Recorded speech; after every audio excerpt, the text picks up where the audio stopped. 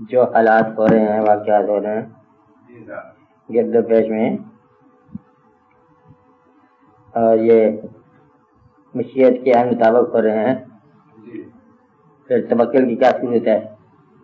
یہ دونوں چیز آپس میں مربوط نہ بھی ہوں، اگر دو سوال اگر ہوں پھر بھی یہ بات سمجھ آنی چاہیے۔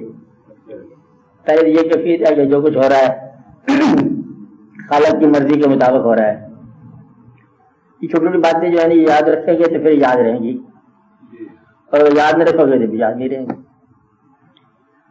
خالق کی مرضی کے مطابق، عین مالک کی مرضی کے مطابق، عین اس کی منشا کے مطابق یقیناً ہو رہا ہے اس آدمی کے لیے جو عین خالق کی مرضی کے مطابق چل رہے ہیں۔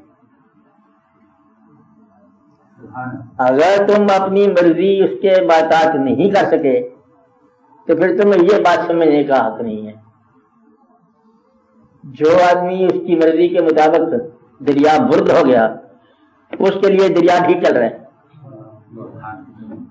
وہ ضرور اس کو یا ڈبوئے یا ترا دے، جو مرضی کرے، ڈبو دے یا اسے تو پار کر دے، پھر یہ تیری مرضی۔ اٹھا کر ہم نے لنگر چھوڑ دی تیرے سہارے پر، پھر تو کشتی اس کے سہارے پر ہے نا۔ اگر تمہارے ہاں منشا اور ارادہ اور پروگرام موجود ہے، اور اگر وہ پروگرام منشا کے مطابق نہیں، منشا الہی کے مطابق، تو پھر تمہیں غور کرنا پڑے گا کہ غلط اور صحیح کے درمیان فیصلہ کرنا پڑے گا۔ یہ دونوں صورتیں ہیں۔ مقصد یہ کہ جس طرح تمہارا مزاج ہے ویسے ہی تم سمجھنے پہ مجبور ہو۔ کہ ایسا ہو کہ مزاج جب نہ ہو آپ سمجھنے لگ جاؤ کہ یہ چیز اللہ کے مطابق ہو رہی ہے، تو جو غلط چیز ہے اس کو بھی اللہ کے مطابق کہہ رہا ہوں۔ آپ آج میں رہے نا، جو لوگ جنہوں نے اللہ کے مطابق زندگی بسر کی، انہیں یہ کہا گیا نا جب یہ دنیا میں گناہ ہو رہا ہے، کہتے گناہ ثواب کوئی نہیں ہے، اس کی مرضی ہو رہی ہے۔ وہ اس لیے کہ وہ اس کی مرضی کے مطابق چلے جا رہے تھے، انہوں نے دخل نہیں دینا۔ اور جن لوگوں نے کوئی پروگرام اسائنمنٹ اپنے میں لی کہ اللہ کی راہ میں جہاد کرو، تو پھر وہ بدی کے خلاف جہاد کرے۔ انہیں پتہ چل گیا کہ دنیا میں بدی بھی ہوتی ہے، یعنی کہ شیطان بھی ہوتا ہے جو اللہ کے راہ میں چلنے والوں کو رکاوٹ ڈالتا ہے۔ رکاوٹ کو دور کرنے کا بھی ان کو شعور حاصل ہوا اور اس کے لیے کوشش بھی کی۔ تو اب یہ دیکھنا ہے کہ یہ فارمولہ نہیں بنتا کہ ہر چیز اللہ کی منشا کے مطابق ہو رہا ہے۔ اب آج میں رہے کہ منشا کے مطابق اگر ہو رہا ہے تو یوں سمجھو برائی بھی ہو رہی ہے۔ اگر آپ یہ کہتے ہیں یہ بھی منشا کے مطابق ہے تو پھر سزا بھی منشا کے مطابق ہوگی، پھر سزا پر بھی آپ ناراض نہ ہونا۔ آپ کو بات سمجھائی؟ مطلب غلطی جو کچھ ہو رہی ہے اس کائنات میں، آپ یہ کہتے ہو یہ منشا الہی کے مطابق ہو رہا ہے، چلو مان لو، تو پھر اس کی سزا جب آتی ہے، عبرت آتی ہے، پھر وہ بھی آپ کو یہ بھی منشا ہے، پھر ہمیں دقت کیا ہے کہ ایک آدمی نے غلطی کی اور پھر وہ برباد ہو گیا، اور غلطی کی وہ بھی اس کا بندہ ہے، برباد ہو جائے تب بھی اس کا بندہ ہے، اس میں ہمارا کیا دخل ہے؟ وہ جو کر رہا ہے صحیح کر رہا ہے۔ کافر پیدا ہوئے، کافر تھے، دوزخ میں جائیں گے، جانے دو، ہمارے سے کیا ہے؟ مالک کا کام ہے، کبھی دوزخ میں جاتا ہے، کبھی جنت میں جاتا ہے، کبھی فرعون پیدا کرتا ہے، کبھی غصہ پیدا کرتا ہے، یہ اس کا اپنا کھیل ہے۔ جہاں تک تمہارا بولے شاہ ٹھیک ہے، لیکن اس لیے کہ وہ اس گیم سے باہر ہو گیا۔ کون سی گیم؟ جہاں خیر اور شر اور ان کا تضاد اور تصادم اور تحفظ اور حق اور باطل کے مارکے ہیں، وہاں سے باہر ہو گیا۔ کہتا ہے حق و باطل کا مارکا، آپ کو یہ بات مشکل نہیں ہوگی، سمجھائی بات؟ آپ پھر سمجھو، ایک ہے حق و باطل کا مارکا کہ آج جہاد کرنا ہے، آج شام کو حق و باطل کا مارکا ہونے والا ہے۔ وہ کہتا ہے حق و باطل کا مارکا ہوتا ہے آج چودھری کے چاند میں نے چاند کا زیارت کرنی ہے، اس کے لیے حق و باطل کو نہیں ہے۔ آپ بات سمجھ رہے؟ وہ کہتا ہے منظر دیکھنا ہے، میں کہتا ہوں فلم دیکھنے والا جو ہے وہ حق و باطل کے مارکے سے باہر ہو جاتا ہے۔ جس کا جو شوق ہوگا وہ شوق کی طرف چل جائے گا، حق و باطل کا مارکا ختم ہو جائے گا اس کا۔ حق و باطل کا مارکا اس کا ہے جو حق و باطل میں شامل ہو۔ آپ بات سمجھ رہے؟ مقصد یہ کہ کربلا کس کے لیے ہے؟ یا یزید کے لیے ہے یا امام کے لیے ہے؟ تمہارے لیے کیا کربلا ہے؟ یا تو مطلب حق کی طاقت کے خلاف جو کھڑا ہے اس کو پتہ ہے کربلا کیا ہے، یا حق کی طاقت والوں کو پتہ ہے کیا ہے۔ ایک آدمی حق پر نہیں ہے، جب بیان کے اندر ہے، اسی کا پتہ یہ کیا ہے۔ اب میری بات سمجھ رہے؟ خالی بیان سے حق کو باطل سمجھ نہیں آتا، مار کا ہے حق کو باطل سمجھ نہیں آتا. اب بات سمجھ رہے؟ جو لوگ محبت میں داخل ہو گئے ان کے لیے بھی حق کو باطل کا مارکا نہیں رہتا. مجنون سے پوچھا گیا کہ بھیا نماز کے کتنے ارکان ہیں، نماز کے کتنے سجدے ہیں؟ اس جگہ سجدہ ایک ہی ہے، وہ ہے لالا کا، باقی نمازوں کا مجھے نہیں پتا تم کیا کہہ رہے ہو. اب وہ آگے حق کو باطل سے باہر ہو گئے نا، اس کا ایک مزاج ایک طرف چل پڑا. اس طرح اور جو لوگ ہیں وہ کہتے ہیں ہمیں یہ نہیں پتا کہ اب کیا ہو رہا ہے، ہم تو اپنے ایک نقطے کی طرف چلے جا رہے ہیں، وہ ایک سمت میں جا رہے ہیں. جو آدمی محویت میں چلا گیا اس کے لیے ایک ہی مارکا ہے، محویت. بات سمجھ آ رہی ہے آپ کو؟ تو خیر شر اس کے لیے ایگزسٹ نہیں کرتا جو کسی اور دنیا میں ایگزسٹ کرتا ہے. انڈرسٹینڈ کر رہے ہیں؟ جب آپ اس دنیا میں ایگزسٹ نہ کرو پھر آپ کے لیے تو حکم ہے کہ یہ خیر ہے، یہ شر ہے، یہ کھانا غلط نہ کھاؤ اس کا یہ سزا ہوگی، اور یہ کام غلط نہ کرو اس کی یہ سزا ہوگی، رشوت جو ہے یہ گناہ ہوگا، اور اگر تم نے لیا تو یہ گناہ کی یہ سزا ہوگی. وہ کہتا ہے اللہ کی طرف سے ہو رہا ہے. پھر اگر ایسے کہتے ہو کہ یہ رشوت جو تمہارے پاس ہے یہ بھی اللہ کی طرف سے ہو رہا ہے تو پھر اللہ کی ناراضگی بھی اللہ کی طرف سے آ جائے گی. میں نے آپ کو پہلے یہ بتایا کہ ایک آدمی کسی کے باغ میں چلا گیا، یاد آ گیا آپ کو واقعہ؟ وہ باغ میں چلا گیا، جا کے اس کے آم کھانے لگ گیا اس کے بغیر. اس نے پوچھا یہ کیا؟ مالک نے کہتے یہ بس اللہ کا بندہ اللہ کے باغ میں اللہ کی آم کھا رہا ہے اللہ کی مرضی سے. انہوں نے کہا اللہ کی دوسری مرضی سے دوسرا آدمی جو ہے وہ چھڑی برسائے گا تیرے اوپر، وہ بھی اس کی مرضی ہے. تو لہٰذا بات یہ ہے کہ اللہ کی منشا جو ہے ان لوگوں کے لیے ہے جو منشا الہی میں رہتے ہیں، اور جو لوگ منشا الہی میں نہیں رہتے اپنی مرضی کرتے ہیں ان کے لیے تعذیب ہے، فارمولہ ہے، ڈسپلن ہے، پنشمنٹ ہے، قانون ہے. یہ پہلی بات سمجھائیے آپ کو کہ جو کچھ ہو رہا ہے اس کی منشا سے ہو رہا ہے. وہ سمجھائیے بات پہلے ایسا کہ جو کچھ ہو رہا ہے اس کی منشا سے ہو رہا ہے، اور اس کی منشا کیا ہے؟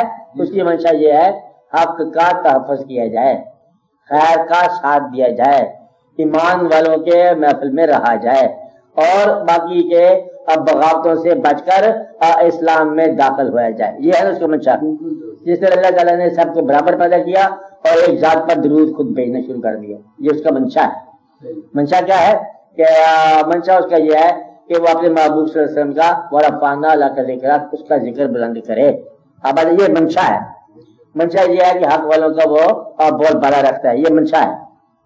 لیکن توکل کی بات، توکل کا مطلب یہ ہے کہ توکل اس آدمی کے لیے ہے جس آدمی کے پاس کوشش کرنے کے عمل کی سمجھنا ہے کہ میں کون سی کوشش کروں. وہ آدمی توکل کرے اللہ پر. جب اس کو پتہ نہیں کہ میں کوشش کیا کروں، خیر کیا ہے شر کیا ہے، میں نے کہاں جانا ہے، توکل کا یہاں مطلب یہ ہوگا کہ اللہ پر بھروسہ کر، جو ہونا ہے وہ ہو جائے گا، اور جو کچھ ادھر سے آ رہا ہے پھر اس پر راضی رہنے کی کوشش کر. جو شخص پھر راضی نہیں رہے گا وہ توکل نہیں کرے گا بلکہ وہ کوتاہی کرے گا. میں یہ کہنا چاہتا ہوں کہ ایسا نہ ہو کہ اپنی کوتاہیوں کا نام تم توکل رکھ دو. اب اچھا شارٹ کمنٹ کا نام توکل رکھ دو کہ یہ توکل ہے جو کچھ ہوگا دیکھ جائے گا، کہ مکان بھی خالی چھوڑ دو، تالا بھی نہ لگاؤ، اور دروازے بھی کھلے ہو، اندر مال بھی پڑا ہو، رات بھی تاریخ ہو، اور تم گھر سے باہر بھی جاؤ، تو پھر توکل جو ہے نا یہ چور کے کام آئے گا. آپ بات سمجھ رہے نا؟ تو کہیں ایسا نہ ہو کہ مطلب توکل اس وقت کرو اور جب پھر چوری ہو جائے تو پھر مائنڈ نہ کرو. تو توکل جو ہے کہیں نظر انداز نہ کرنا تحفظ کے معاملے میں. اس کا بڑا مطلب واضح مثال عطا کی کہ اگر اونٹ ہے تم نے چھوڑ دیا ہے توکل پر چھوڑ دو، لیکن بہتر ہے کہ اس کا گھٹنا باندھ دو کہیں مطلب دور نہ بھاگ جائے. توکل کے اندر بھی ایک تحفظ رکھو. لیکن پھر اس کے باوجود جن لوگوں نے توکل کیا مکمل وہ کہتے ہیں اونٹ بھاگے تو بھاگے، اللہ مطلب جانے تو اونٹ جانے، میں اس کی پرواہ نہیں کرتا. یہ توکل کی کیفیت بھی ہے کن لوگوں میں؟ جن لوگوں کے پاس شکایت نہ ہو اور تقاضا نہ ہو. آپ دو کام کر لو کہ اندر سے شکایت نکال دو، اپنی اندر سے تقاضا نکال دو، ڈیمانڈ نکال دو، کمپلینٹ نکال دو، تو پھر توکل جو ہوتا ہونے دو. پھر توکل رہنا آپ کے لیے عبادت ہے، راحت آئے گا. ورنہ تم کوتاہی اپنی کرتے رہو گے تو اس کو توکل کہہ کے کہیں نقصان نہ اٹھا لینا کہ توکل کے اللہ توکل بھیج دیا. اللہ توکل بات نہیں کرنی اس طرح. اب آدمی وہ توکل نہیں ہے، وہ صرف تمہاری جو سستی ہے، کاہلی ہے. اللہ توکل اللہ کے پاس چل پڑے نہ عبادت کی، نہ غور کیا، نہ فکر کیا، نہ اللہ کو یاد رکھا، اللہ توکل ہی آ گئے ہیں، اللہ توکل، پھر آپ وہاں سے نکل جاؤ گے۔ اس لیے اللہ توکل جو ہے وہ یہ ہے کہ اللہ پر بھروسہ کرنا، کوشش کے بعد نتیجے کی انتظار کے درمیان توکل رکھو۔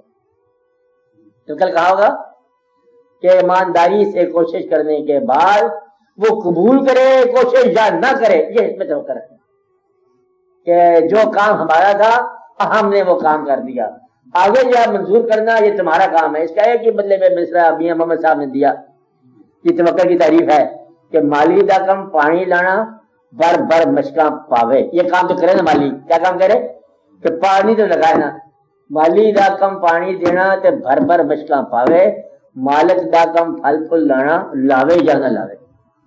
وہ توکل اس پر چھوڑ دو کہ یہ بیج اگے گا کہ نہیں اگے گا، بیج کو زمین میں ہی بویا جائے گا۔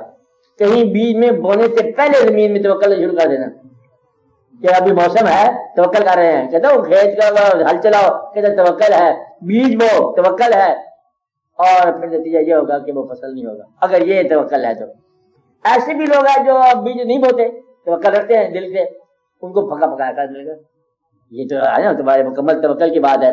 پھر وہ زمین کے مالک نہیں بنتے۔ بادشاہ جو ہے نا وہ پھر پرس نہیں رکھتا اپنا پرائیویٹ، یہ بادشاہ ہی ہو گیا تو ان کے پاس بدلے پرس، جو شخص بدلے اندر سے پرس رکھتا ہے، چابی رکھتا ہے، جیب میں پیسہ رکھتا ہے، وہ بادشاہ کدھر سے ہو گیا؟ اب میری بات سمجھ رہے ہیں؟ اگر توکل رکھ لیا، کہتا آپ کیا کھاتے ہو، کہتا جو وہ کھلاتا ہے، تو آپ کیا پیتے ہو، جو وہ دیتا ہے۔ تو بس ایسے لوگ آئے ہیں دنیا میں جن کا کھانا پینا رہنا سہنا وہ اللہ کے ذمہ لگا دیا اور چلتے گئے اور رونق لگی رہی۔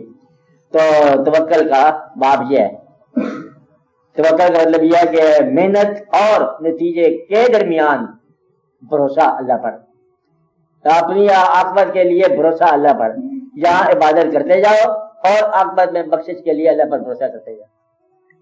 تو اپنی طرف سے تحفظات پورے کرو اور نتیجہ جو ہے نا اس کے لیے توکل کرتے جاؤ۔ کوشش کو ترک کر کے توکل کرو گے تو یہ کوتاہی ہو جائے گی۔ جتنی تمہاری استعداد ہے اسے پورا استعمال کرو، جو تمہارے پاس گارڈز ہیں وہ پورے استعمال کرو، جتنے بھی ممکنات ہیں وہ کر گزرو، باقی جو بچ گیا اس پر توکل کرو۔ اور اگر تم ایسے آدمی ہو جیسے تم ہو تو، اور اگر تم ویسے آدمی ہو تو کہتا بھائی چل پڑے کہ تو میلہ دیکھنے آیا، تیرے پاس کچھ سامان بھی ہے، تیرے سامان تو نہیں، کہتے میلے میں تو بغیر پیسے کے لوگ آتے نہیں، کہتے ہم پیسے بگا رہے ہیں، چاہے ممکن ہے اسی کا میلہ ہو،